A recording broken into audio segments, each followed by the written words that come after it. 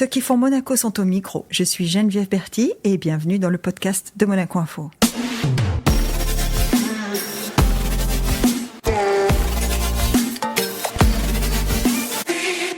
Notre invité du jour, directeur général adjoint de l'Institut océanographique de Monaco, s'emploie à faire connaître et aimer le monde marin, ses habitants, pour protéger et encourager une cohabitation harmonieuse entre l'homme et la mer.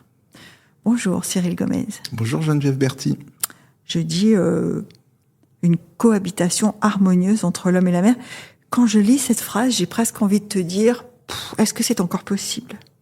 Ah oui, je crois très sincèrement que c'est possible. En tout cas, c'est indispensable et il faut continuer à se battre pour ça. Une cohabitation harmonieuse entre l'homme et la nature, c'est la condition essentielle pour bien vivre. Donc pour toi, on n'a pas dépassé le seuil qui rend les choses impossibles, dans le sens qui ne nous emmène pas vers les conclusions des experts du GIEC qui disent que chaque fois ils nous disent si vous arrêtez pas maintenant c'est foutu, et comme on s'arrête pas, est-ce que c'est vraiment foutu ou pas ? C'est très difficile, ça va avoir de l'impact, ça c'est certain. C'est-à-dire que une chose est acquise, c'est que le monde de demain, celui qu'on lègue à nos enfants, celui qu'on va vivre, parce qu'on est responsable de ça aussi on va le vivre pendant quelques encore des pieds, décennies. Ouais, voilà, exactement. Ce monde-là, c'est pas le même. On le constate déjà un petit peu tous les jours. Il y a des impacts de plus en plus forts.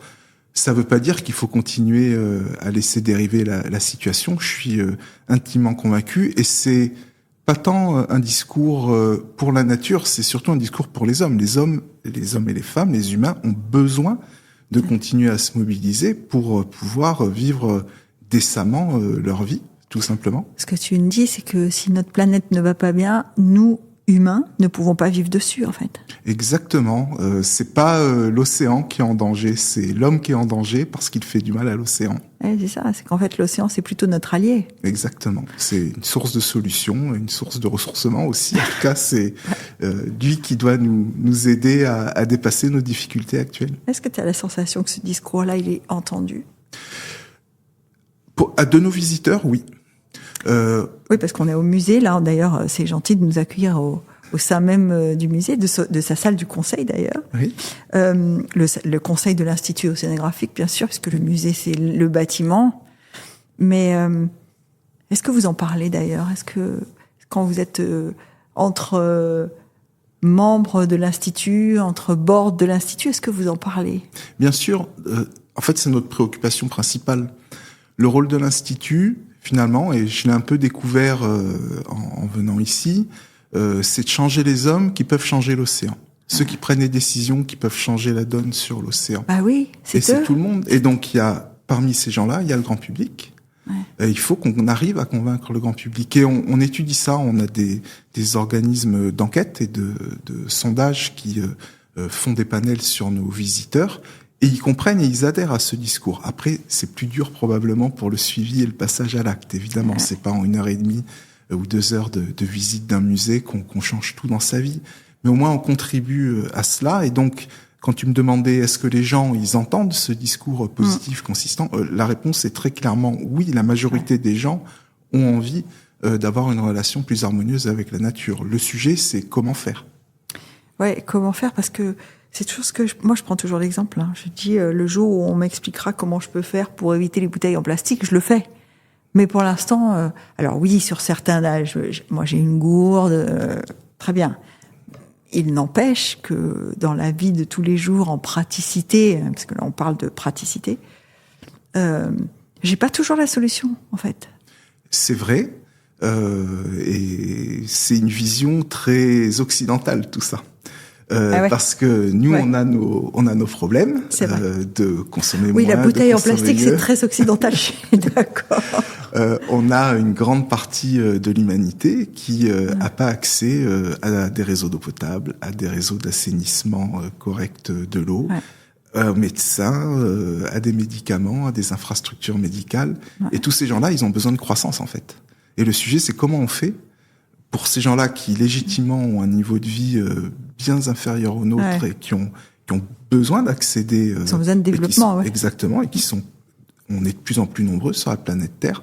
Donc c'est pour ça qu'il faut penser à la fois à assurer un développement harmonieux pour l'humanité, et ça va générer de la croissance. Faire un réseau d'assainissement, c'est de la croissance.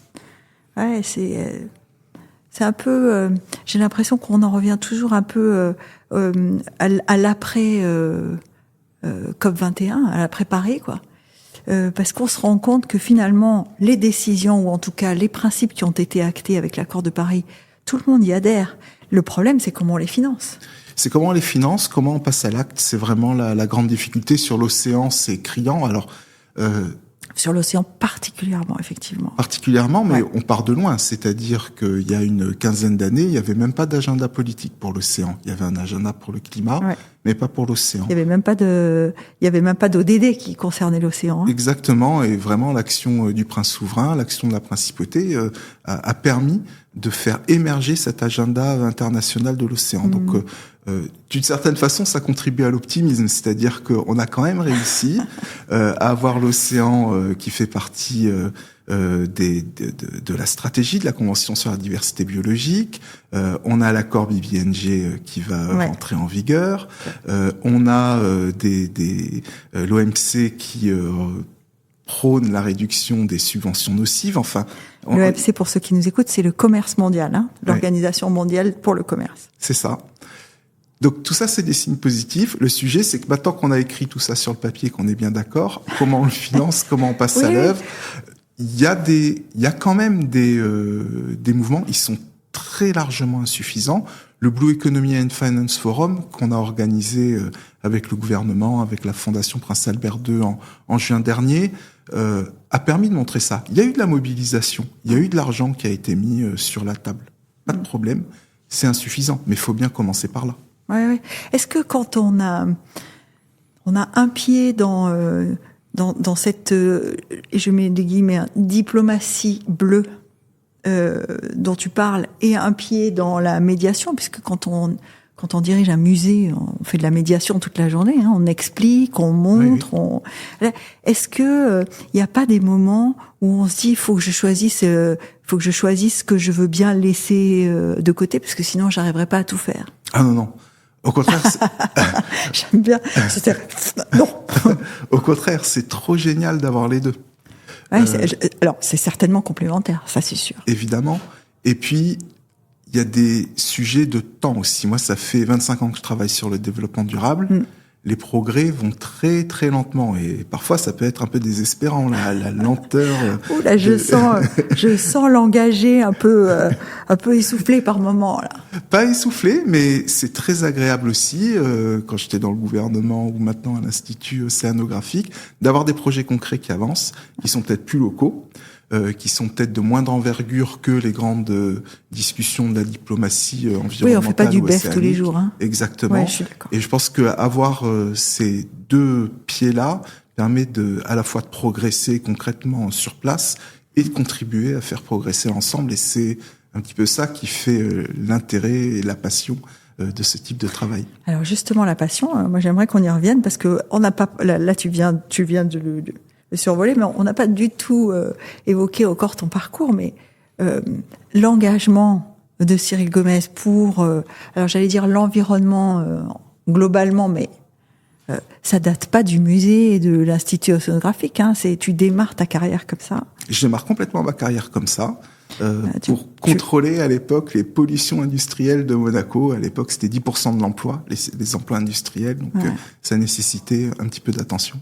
Oui, donc c'est déjà, tu avais déjà choisi cette orientation, c'est-à-dire que ce qui t'anime, c'est déjà un principe, alors je vais dire d'économie bleue, de biodiversité, voilà, tous ces thèmes-là, tu les as déjà dans ta sacoche d'étudiant. Oui, je suis ingénieur et je crois qu'il y a un raisonnement un petit peu terre à terre derrière. On a un système qu'on peut optimiser. Les ingénieurs, ça optimise les systèmes. Et pourquoi faire mal les choses quand on pourrait bien les faire? Et d'une certaine façon, l'utilisation des ressources locales ou à l'échelle de la planète, c'est un peu ça qui interroge un ingénieur, alors qui a effectivement une sensibilité environnementale. Et c'est cette approche-là qui m'anime, ça c'est certain. C'est faire les choses correctement. Au point que tu es à l'époque au sein du département de l'équipement, de l'environnement et de l'urbanisme du gouvernement Princier, et tu entreprends la réforme, enfin, pas toi seul, hein, bien sûr, mais tu portes la réforme qui vise à créer une direction de l'environnement. Oui, c'est vrai. En 2008, la direction de l'environnement est créée, ça devient une entité autonome.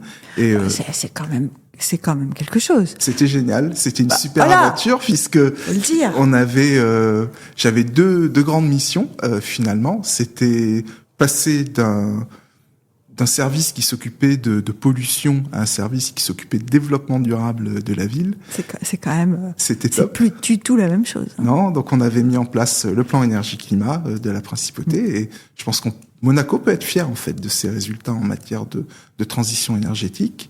Et puis on avait aussi travaillé sur un projet qui était un petit peu encalminé à l'époque, le code de l'environnement. Et je me souviens, mon ministre de l'époque, Robert Calcagno, m'avait dit vous avez 6 mois pour sortir ça.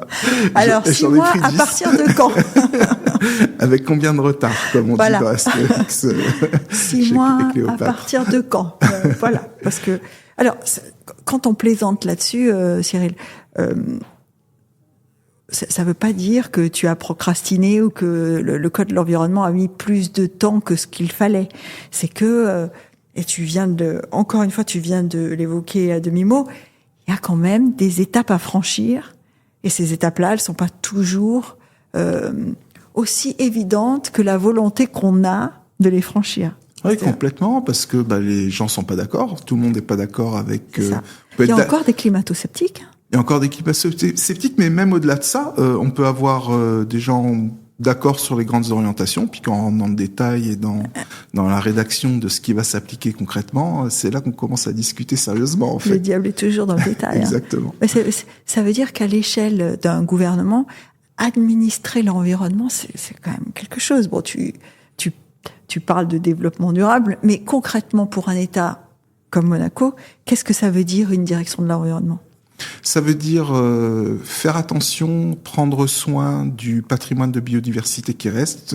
À l'époque, maintenant ça va mieux, mais à l'époque, quand j'en parlais, ça faisait rigoler tout le monde. Mais on a bien un patrimoine maritime, on a même un patrimoine terrestre avec les glacis du Rocher. Enfin, notre territoire porte un peu de biodiversité, mais pas des que, oiseaux. Moi je dis toujours, même les villes ont une biodiversité propre. Exactement, exactement. Donc c'est prendre soin de ça. Et puis c'est aussi, et c'est là tout l'enjeu, prendre en compte les objectifs de développement durable, maîtrise des émissions de gaz à effet de serre, de l'énergie, préservation de la ressource en eau, dans tous les projets. Ouais. Et notamment dans tout ce qui relève de la construction, dans ce qui relève de l'urbanisme, de la mobilité. C'est essayer en amont, dès le début, de faire prendre en compte ces problématiques-là, pas pour bloquer les projets, mais juste pour qu'ils soient faits justement de façon plus harmonieuse. On en revient toujours à ce sujet de l'harmonie. Il ne s'agit pas de bloquer. En principauté, on n'a vraiment pas fait ce choix-là, et je pense que c'est un bon choix.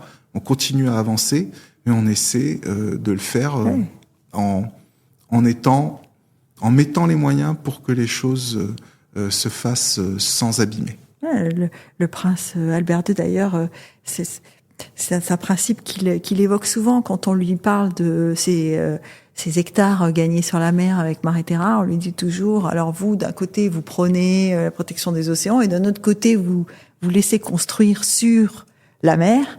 Donc, et il dit toujours, il dit à peu près, mieux évidemment que toi et moi, mais il dit ça, il dit le progrès ne doit pas être stoppé par une espèce de radicalisme qui voudrait dire que il faut absolument rien faire. Évidemment que l'idéal c'est de rien faire, mais est-ce que c'est possible ? C'est ça, et puis derrière on met les moyens pour que, une fois que la décision est prise de faire, eh bien qu'on le fasse en mettant ce qu'il faut pour que ce projet de construction, ce projet de quartier a un impact, et que cet impact, on le compense. Déjà, on le réduit, et puis on le compense comme on peut. Alors, l'Institut océanographique, est-ce qu'il est concerté, est-ce qu'il est sollicité sur des avis ? Alors, j'imagine pas sur construire sur la mer, mais il y a des projets dans le monde entier. Est-ce que ça arrive à l'Institut océanographique d'être consulté? Est-ce qu'on lui dit, je vais faire ça, ou je pense à ça pour l'océan? Est-ce que c'est bien? Vraiment, le monde de l'entreprise est très en demande de ça. C'est d'ailleurs une des raisons qui explique tout notre engagement autour de l'économie et de la finance bleue. Ouais. C'est le point de départ du BEF, en fait. Exactement. Le secteur privé dit, nous, on veut bien mettre en place des actions pour financer mieux l'économie maritime, pour éviter d'avoir des impacts sur la nature, etc. Mais qu'est-ce qu'on peut faire? Et apporter une réponse évidemment générale et excessivement complexe, donc ça nécessite de parler, de travailler, de monter des espaces de débat comme le Blue Economy and Finance Forum. Et après, en fait, ce qui compte, c'est le suivi. Évidemment, on continue à suivre, on continue à développer nos relations. C'est long aussi, parce que le secteur privé aussi, comme les gouvernements, a ses contraintes, a ses difficultés pour faire évoluer ses pratiques. Et je pense que une des forces de l'Institut océanographique, mais je dirais presque de Monaco, c'est d'être capable de parler avec tout le monde. Et donc, quand une entreprise vient nous voir à l'Institut océanographique pour parler de développement durable, ils vont avoir en face d'eux des interlocuteurs qui vont essayer de les aider, qui vont pas remettre en cause le fait que une entreprise a besoin de faire son activité, mais on va essayer ensemble de trouver des solutions pour progresser, tout simplement. Ouais, tu dis l'Institut océanographique comme Monaco, c'est parle à tout le monde. Est-ce que ça viendrait pas aussi du fait que c'est l'image de l'Institut qui est comme ça, c'est-à-dire que alors même si je te semble caricatural, mais Cousteau c'était ce qu'on appelle un speaker universel, quoi. Il parlait aux enfants, il parlait aux dirigeants, il parlait aux politiques, il parlait, enfin finalement le bonnet rouge parlait à tout le monde, quoi. Oui, et c'est quelque chose qui est assez incarné physiquement par le musée, parce qu'on accueille... qui accueille des événements divers et variés. Exactement, monsieur et madame tout le monde, des chefs d'État, des chefs d'entreprise, on parle à tout le monde et on adapte notre discours, on parle aux enfants aussi, et aux jeunes, et on adapte notre discours à chacun de ces types de publics pour essayer d'abord de les comprendre et puis de les amener à recréer leur lien avec l'océan pour avoir envie de le préserver, de le développer. C'est ça le sens du message. Enfin, le prince souverain le prince Albert II a accueilli le président Macron au mois de juin ici au sein du musée. Oui. Il y a eu une visite qui a été organisée pour le président Macron. Est-ce que c'est ça le sens du message? Parce que faut quand même expliquer à ceux qui nous écoutent que l'Institut est français. Alors, on est de droit français. Voilà, c'est un organisme de droit français. Mais on est profondément monégasque. Ah ouais, quand même.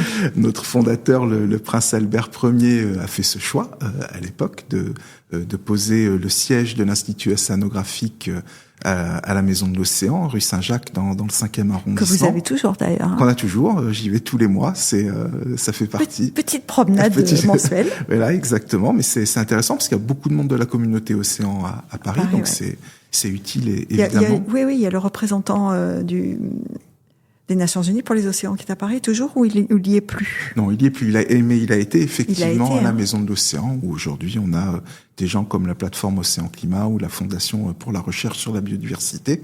Ces gens sont là, installés là-bas avec nous. Oui, tout à fait, exactement. Vous êtes leur toit. On est voilà, exactement, et c'est agréable d'aller dans ce bâtiment où il y a une communauté vraiment autour de l'océan qui se regroupe régulièrement.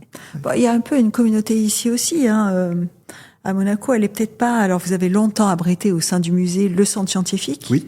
Qui aujourd'hui a son propre laboratoire, mais longtemps, enfin c'était quand même symbolique que le centre scientifique de Monaco ait ses coraux, notamment, puisqu'à l'époque c'était parce qu'il y avait que des coraux, qu'ils avaient besoin de moins d'espace, soit abrités par l'Institut au sein même du musée, quoi. Complètement, et puis on continue à bien travailler avec le centre scientifique, avec sa nouvelle équipe. On travaille toujours autour des coraux ensemble. Et ça fait vraiment partie de l'alchimie monégasque, ça. Je pense, on a cette proximité. Ils sont plus dans nos murs, mais ils sont vraiment pas loin.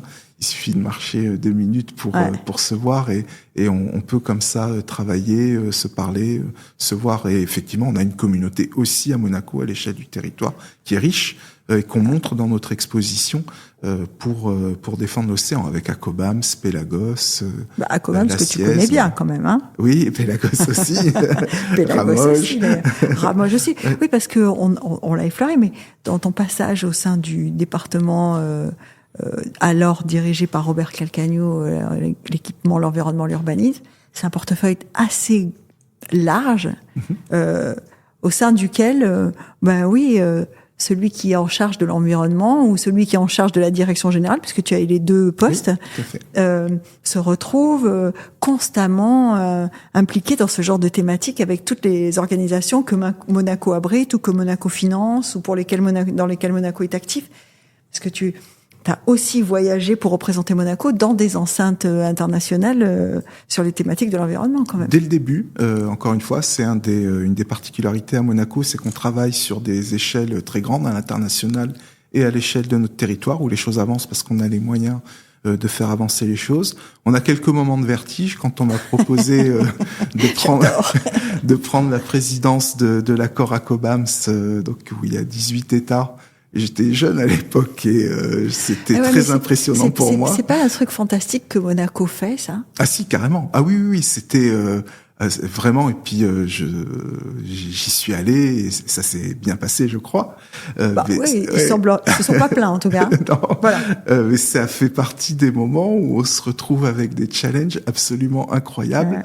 De faire avancer un programme, d'animer, de présider un organisme comme l'Acobam, c'est quelque chose à la fois de formateur, de passionnant, puis ça permet de rencontrer une communauté méditerranéenne et de la mer Noire aussi.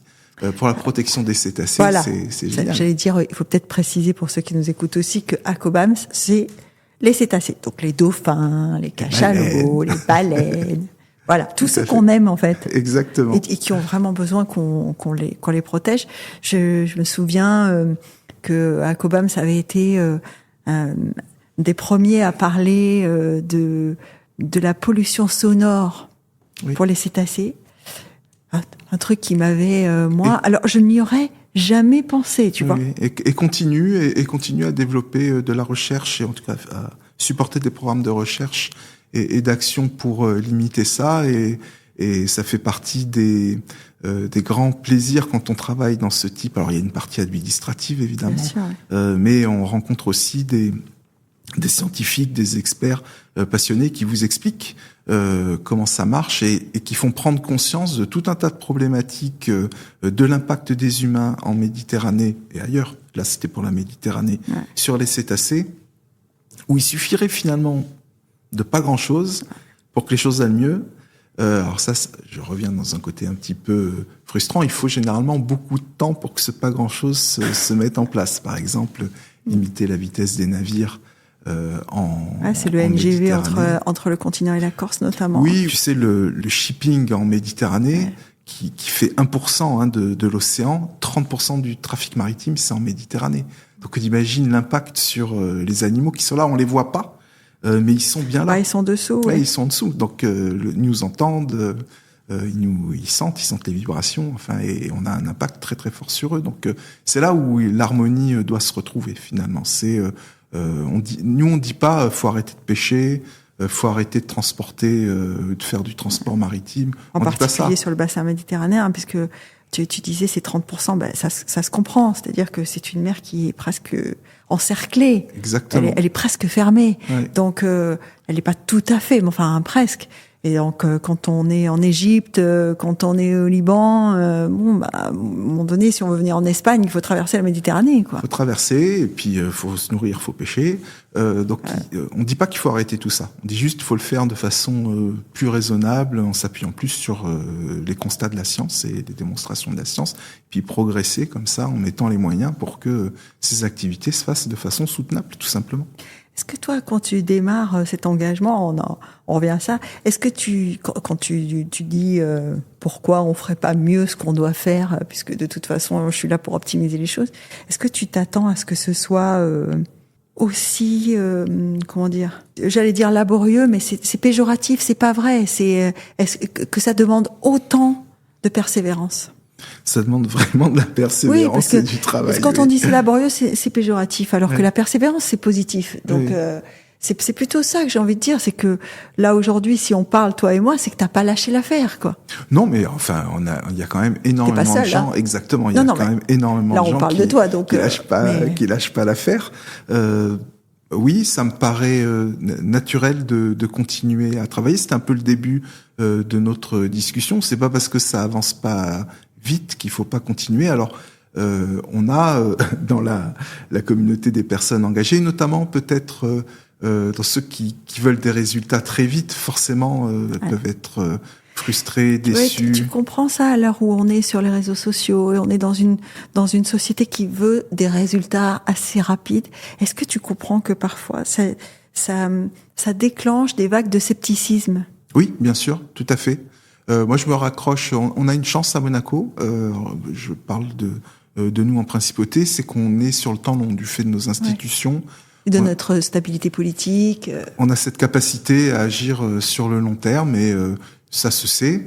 Et du coup, on peut creuser les sillons. Et c'est vrai que une des principales choses, je pense, dans ces métiers-là, dans ces actions-là, c'est le fait de creuser des sillons. Ouais. Et c'est année après année, donc tous les ans, on gagne un peu. Et puis, année après année, au bout de 10 ans, on se retourne, on se dit, ah tiens, quand même, il y a du chemin qui a été parcouru. Donc ça vaut le coup de continuer.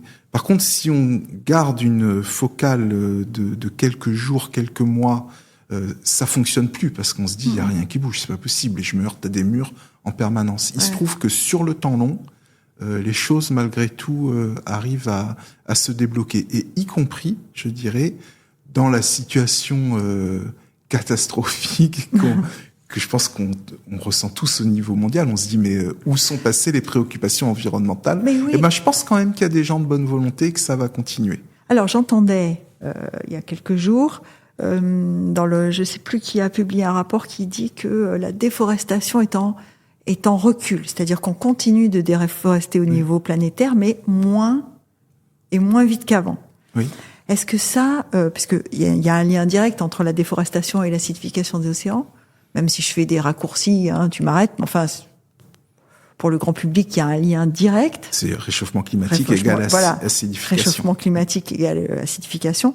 Est-ce que c'est une bonne nouvelle que la déforestation soit un petit peu moins forte ou moins rapide? Oui, bien sûr, faut consolider ça.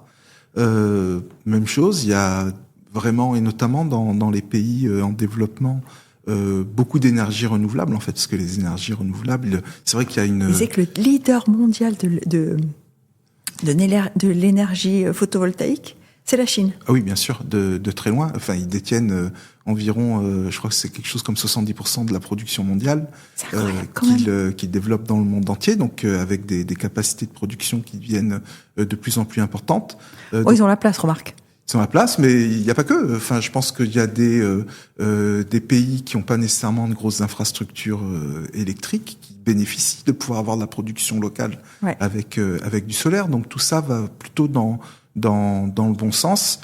Ça compense pas complètement les effets négatifs, parce qu'aujourd'hui on a quand même, je pense, plus d'effets négatifs que positifs, mais malgré tout, tout ça. On est peut-être en train de réduire ce gap. Exactement. Je crois que notamment la Chine va bientôt passer son pic d'émissions de gaz à effet de serre. Donc on a quand même tout n'est pas noir, et il y a du travail qui peut encore être fait pour, à l'échelle globale, faire en sorte que, alors si les États prennent pas les bonnes décisions, mais qu'au moins les entreprises y contribuent. Et il y en a. Il y a plein d'entrepreneurs, de décideurs, de créateurs d'entreprises qui ont plutôt envie, même de financiers, qui ont plutôt envie de bien faire les choses. Et justement, à l'heure où l'Institut océanographique et la Fondation Prince Albert II réinitie une édition du Blue Economy and Finance Forum, qui sera une version différente, mais toujours dans le même dans la même mouvance.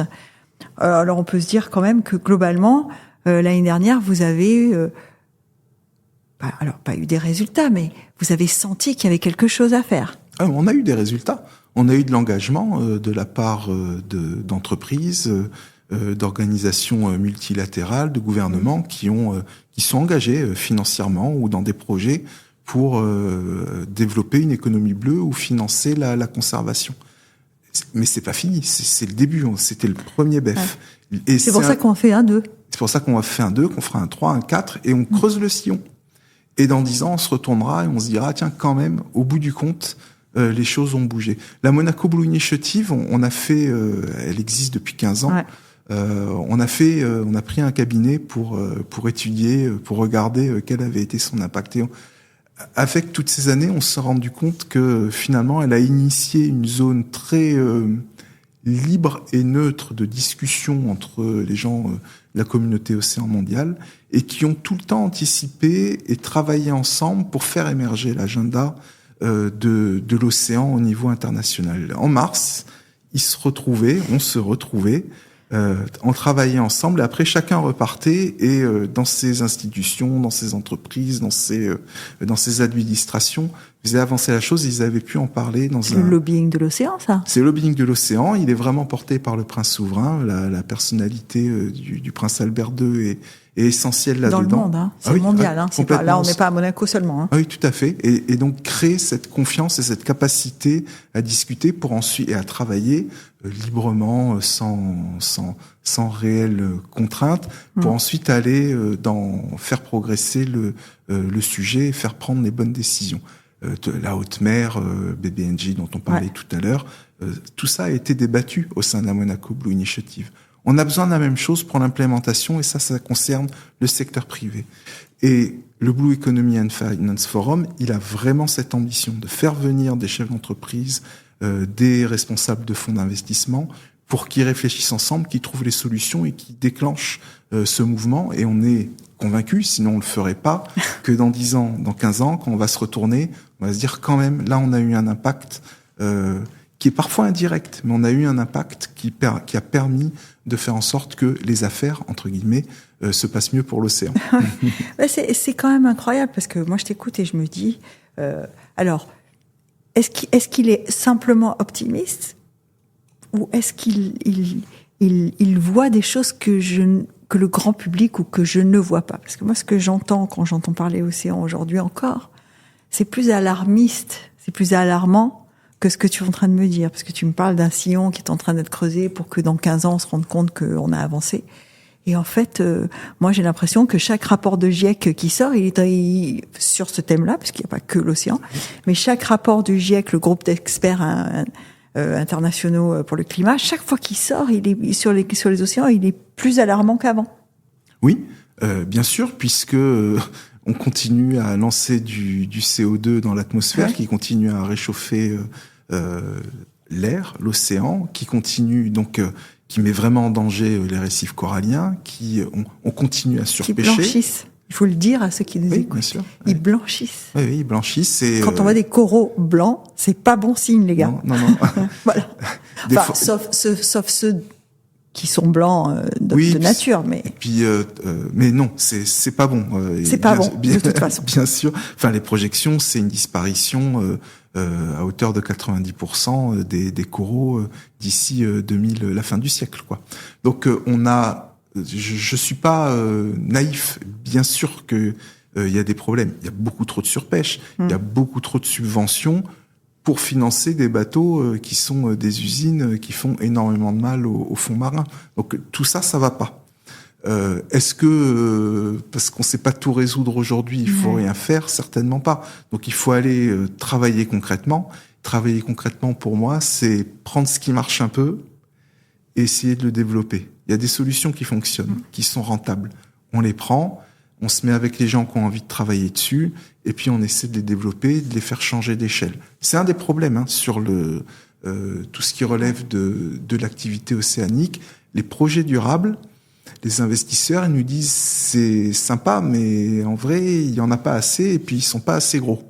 Et quand on commence à parler de flux d'investissement importants, il y a besoin de pipes, de projets qui soient suffisamment stables d'une certaine façon pour permettre je donne un exemple, décarboner le shipping. Ça, c'est quelque chose on sait à peu près faire. Il y a les technologies, il y a les flottes, elles existent. on sait comment faire. Donc on voit très bien qu'on peut planifier une décarbonation des navires. C'est peut-être plus difficile sur des sujets qui touchent à la surpêche où tous les contextes sont différents. Enfin, c'est peut-être. Et puis là, quand tu parles de surpêche, je peux pas m'empêcher, moi, de penser, puisque en plus j'y étais il y a pas longtemps, au Japon, et à cette culture de la pêche et du poisson, etc. Et qui fait qu'il y a aussi culturellement des moments où, si tu expliques à des Japonais, je veux pas stigmatiser les Japonais, mais si tu expliques à certains qu'il faut réduire leur consommation en saumon, par exemple, ils vont te dire, mais c'est pas possible, comment je fais, moi? C'est la base de ma façon de vivre depuis des siècles. Et c'est une réalité, et au-delà de ça, au-delà de la tradition, de la façon dont on vit, c'est une des principales sources de protéines pour les humains, les produits de la mer. Donc, il y a un vrai sujet, l'océan contribue à la sécurité alimentaire. Il y a donc un sujet là aussi, on est dans l'économie bleue, aquaculture durable, pêche durable, trouver ces équilibres-là, c'est pas évident. On a des pêcheurs artisanaux, on a des pêcheurs industriels, on a aussi des sujets sur de personnes qui souffrent sur les bateaux, d'esclavage en mer, etc. Donc, ce sont des sujets. Encore une fois, à chaque fois, il y a des contextes très différents. Il faut travailler sur des solutions concrètes qui marchent à un endroit, essayer de les faire grandir, et il n'y a pas de solution universelle. Donc notre logique d'action, c'est celle-là, c'est d'aller chercher ces projets, de dire il y a de la rentabilité sur l'économie bleue. Vous pouvez investir dans de l'aquaculture qui est durable, rentable, et qui en plus rend service, fournit les protéines et ne détruit pas l'océan. Et donc développons-les. C'est ça en fait le moteur de l'Institut océanographique et je pense de toute la communauté océan de la Principauté. Est-ce que quand je t'écoute, je me dis, bon, c'est de la persévérance, c'est de la conviction, c'est de l'engagement.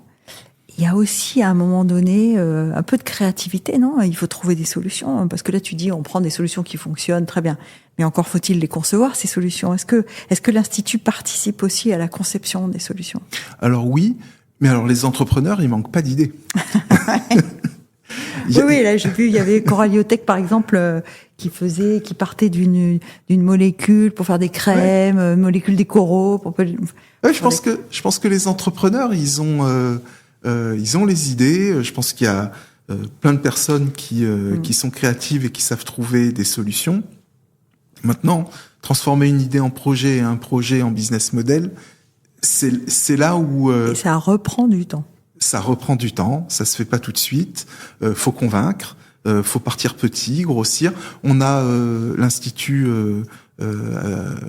anime avec l'université internationale de Monaco et la FPA2 le Monaco Ocean Protection Challenge, qui est un concours mondial qui se développe vraiment très bien d'étudiants entrepreneurs. Et donc on demande à des étudiants d'imaginer une start-up en lien évidemment avec l'économie maritime et de venir la proposer, de la défendre devant un jury. Et on a du suivi, il y en a qui finissent, pas tous évidemment, mais il y en a qui finissent par développer leur activité, créer leur start-up, leur entreprise qui grossit et qui offre un véritable service. Donc vous voyez, je pense que ce type d'initiative, et on n'est pas les seuls à le faire évidemment, ce type d'initiative permet de faire émerger et développer les entrepreneurs, les personnes qui savent innover pour les accompagner vers une activité. Est-ce qu'il y a d'autres instituts comme ça dans le monde? On est dans un réseau évidemment Ouais, c'est peut-être pas les mêmes entités absolument, mais notre positionnement est un peu unique. Ouais, c'est ça.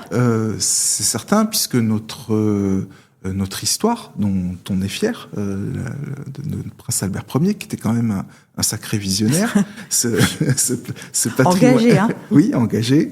Ce patrimoine historique-là, c'est quand même quelque chose sur lequel on s'appuie très fortement, auquel on tient. Notre musée qui nous permet de parler au grand public, qui est célèbre dans le monde entier aussi. Hein, oui, tout à fait. J'ai fait un petit passage à la direction du tourisme. Et on avait ce qu'on appelle les centres attractifs. Et le musée océanographique à Monaco, c'est de loin le numéro 1 quand même. Oui, tout à fait. On fait venir beaucoup de monde.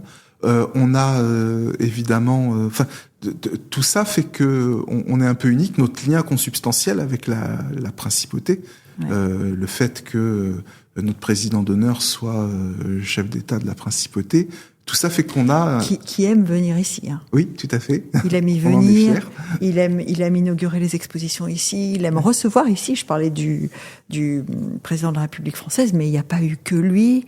Le prince, quand il reçoit des représentants étrangers, il les convie souvent au musée d'ailleurs. Oui, ça fait partie. On considère que ça fait aussi partie de notre. Je parlais de lien avec la principauté. Souvent, le DREC, le département des relations extérieures, nous envoie des délégations. Ils traversent la place. Ils traversent la place de la Visitation. Ils viennent visiter le musée océanographique. Les on les accueille. Évidemment, on fait. Ça fait partie de. C'est une des facettes du visage de la principauté et de l'accueil aussi en principauté et de un lieu qui montre ce lien entre Monaco et la mer et évidemment le rôle qu'ont pris les différents princes, Albert Ier, Régnier III et le prince Albert II pour défendre l'océan tout au long de leur vie en fait. Alors on parlait du musée comme terre d'accueil, mais je me souviens d'une remise des prix de la Fondation Peace and Sport, par exemple, avec les plus grands sportifs de cette année-là qui s'étaient rassemblés au musée. C'est une façon quand même de faire venir dans ce bâtiment des gens qui peut-être n'auraient pas trop l'occasion d'y venir. Hein. Oui, c'est vrai, tout à fait. On profite de tous nos événements aussi pour montrer ça, puis essayer de faire passer des petits messages quand on peut. Oui. Bon, et on n'a pas encore parlé, parce que le musée, c'est aussi l'aquarium. Oui. Parce que tout à l'heure, on parlait des coraux, du centre scientifique, etc. Il y a des coraux dans ces aquariums, mais il n'y a pas que des coraux. Il y a des espèces, et on va jusqu'aux requins d'ailleurs. On a des tortues aussi ici. Oui. Est-ce que au sein du musée, la question s'est posée sur ils seraient mieux dans leur habitat naturel que là?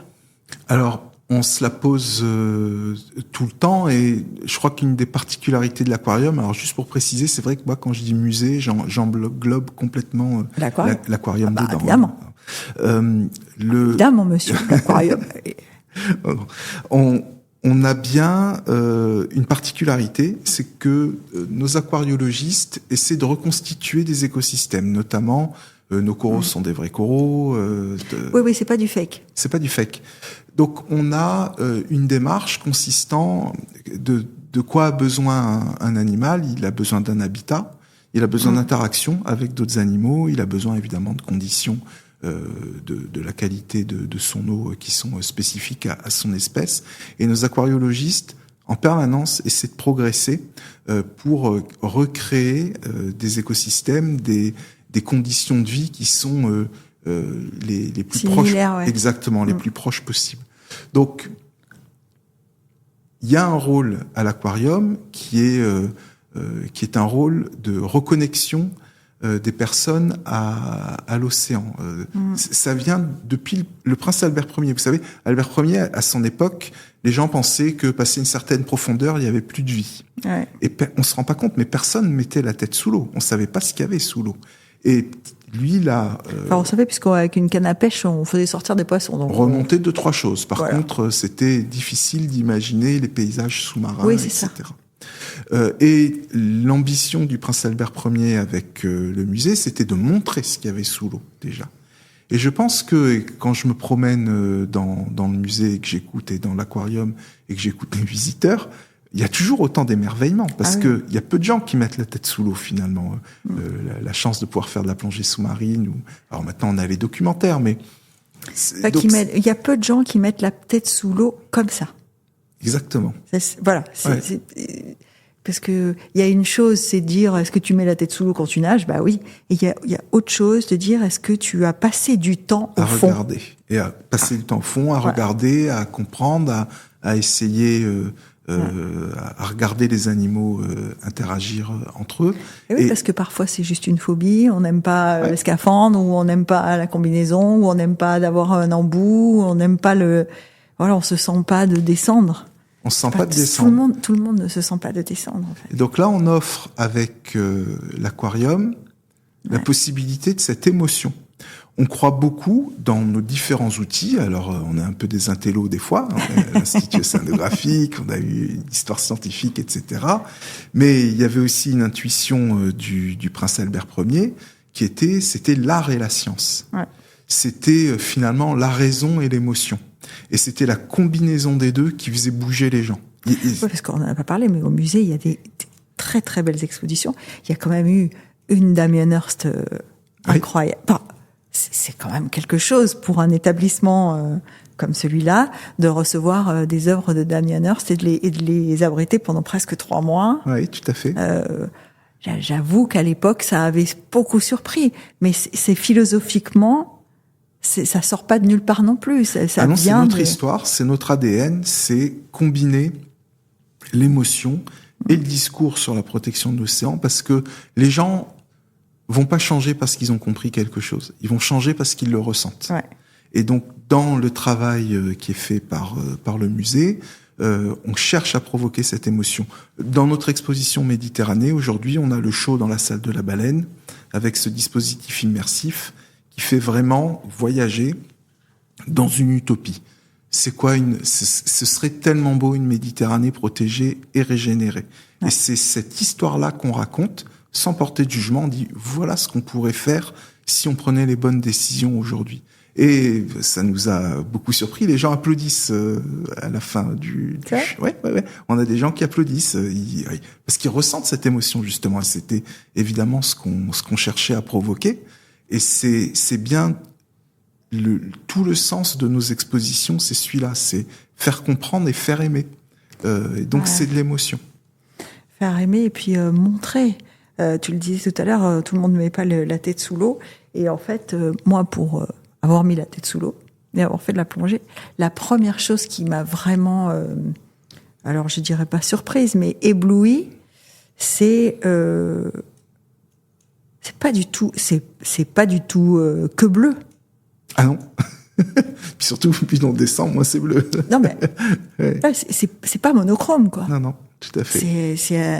C'est Avatar presque. Oui, il y a beaucoup de couleurs, beaucoup de textures, beaucoup de richesse évidemment. Ben oui. C'est un peu ça qu'on montre dans l'aquarium. Pour y revenir, ouais, c'est ça. C'est ça qui marche très très fort avec les enfants. Je pense que tous les parents de la principauté, on pendant fait une venir, certaine période, doivent venir très régulièrement au musée océanographique pour voir l'aquarium parce que. Bon, et puis il y a cet aquarium de pied aussi. Oui, bien sûr. C'est tout un pan de mur. Ouais. Voilà, et c'est les espèces qui viennent jusque sur le bord. Voilà, on a poussé l'idée jusqu'à très très loin pour dire c'est comme si vous y étiez presque. Oui, c'est ça. C'est essayer de réduire la distance, de se rendre compte que on fait partie un petit peu du même univers finalement. C'est qu'on pourrait avoir une relation plus harmonieuse. C'est encore du lobbying des océans. Encore. Exactement. Autrement, mais c'est encore du lobbying des océans. Et alors, on a parlé d'avenir, on a beaucoup parlé d'avenir. Donc, qu'est-ce qu'on peut... alors, j'allais dire, qu'est-ce qu'on peut souhaiter aux océans ? Tu vas me dire, Geneviève, c'est simple. C'est simple ou pas, ce qu'on peut souhaiter aux océans ? Le concept est simple, la mise en œuvre est compliquée. Tu vois, je savais. Ah oui, ce qu'on peut souhaiter aux océans, je pense que c'est très clair. 30% d'aires marines protégées. Ouais. Ça, c'est facile. Ah non, c'est difficile. On y est loin. On en est vraiment très très loin.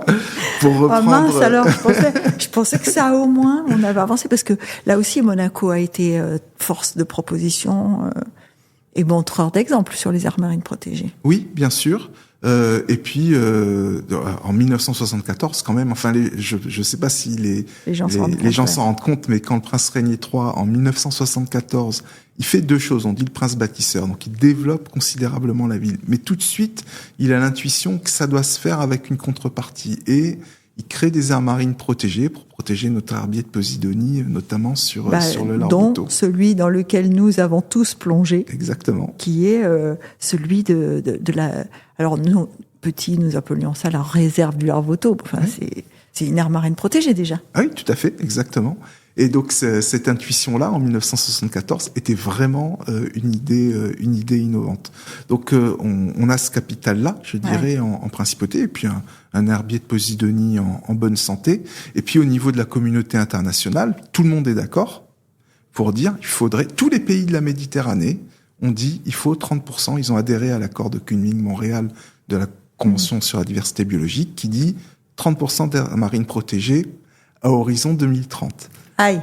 Aujourd'hui, on est à 8%. Mais, si on gratte un peu et qu'on regarde ce qu'il y a derrière ces 8%, en vrai, avec un plan de gestion, il y a 1%. Donc on est 2030, on va pas trop y arriver, je pense. Tu disais tout à l'heure que j'étais optimiste. Oui, mais alors là, pour le coup, là, j'y vais pas. Mais bon, faut continuer à travailler. Si on doit souhaiter quelque chose pour l'océan, c'est que ces outils juridiques qui existent soient mis en place et qu'on pense un petit peu long terme, parce qu'en vrai, une fois que ce sera mis en place, tout le monde va en bénéficier et ça ira mieux. Pour le tourisme, pour les pêcheurs, pour tout un tas de raisons, ce sera positif. Il y a une transition qui est un peu difficile à passer, probablement. Et c'est, je pense que c'est ce mouvement-là, au moins de progresser, qui est, parce qu'un autre problème sur la Méditerranée, c'est que ça fait des années que ça progresse pas. Ouais. Il faut continuer. Faut reprendre la marche en avant. Quoi. Exactement, pousser ce sujet-là. Eh ben, merci Cyril. Merci Geneviève. Merci et bonne chance pour ce BEF 2. Oui. Ça va être encore une belle aventure. Puis moi, je suis très, je pense toutes les équipes, la Fondation Prince Albert II aussi, on est très envieux de continuer à travailler, développer cette communauté du secteur privé qui s'engage. Finalement, c'est ça qui nous fait avancer. Cyril Gomez ne lâche pas l'affaire. À bientôt Cyril. Merci Geneviève, à bientôt.